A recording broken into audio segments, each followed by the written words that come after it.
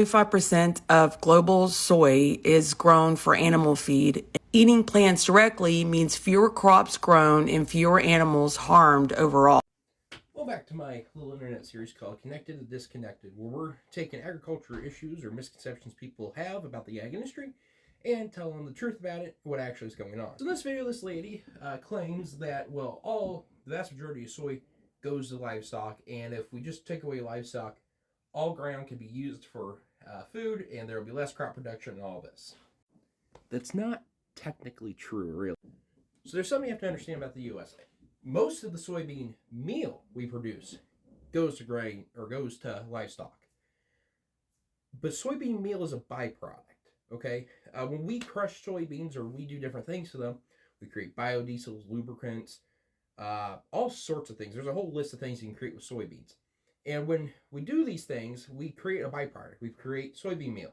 It's just like when we take corn to make ethanol, we create a byproduct that also is used to feed livestock.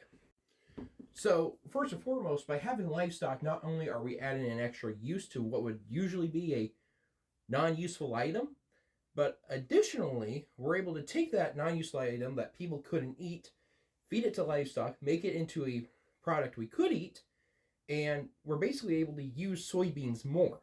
Now, the other claim this lady had was, well, if we just got rid of crop or livestock production, there'd be less farming, and there would be no problems. And that's not true. 35% of the U.S.'s total land is used for livestock grazing. Now, I know that sounds like a lot, but stick with me here.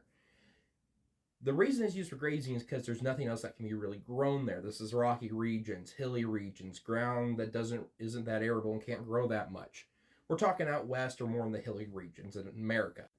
Guess how much ground can actually support full-on crop production? That's all it ever does. 17%. So our animals not only helping us take byproducts of things that we're using to help create fuel or lubrications or other kinds of things, but they're also using ground that would otherwise be completely useless to us, and it helps produce food. This is a very important argument that I like to make, is that a lot of activists like to just say, well, if we got rid of animals, all the problems would be gone. But in reality, animals don't just get raised and create problems. Animals usually are a problem solver. They're using ground we can't use.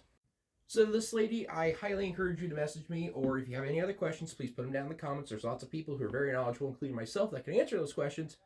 And everyone, please remember to be nice and respectful. And if you got any other videos like this, please tag me in them. And God bless you. And remember, we need more agriculture education.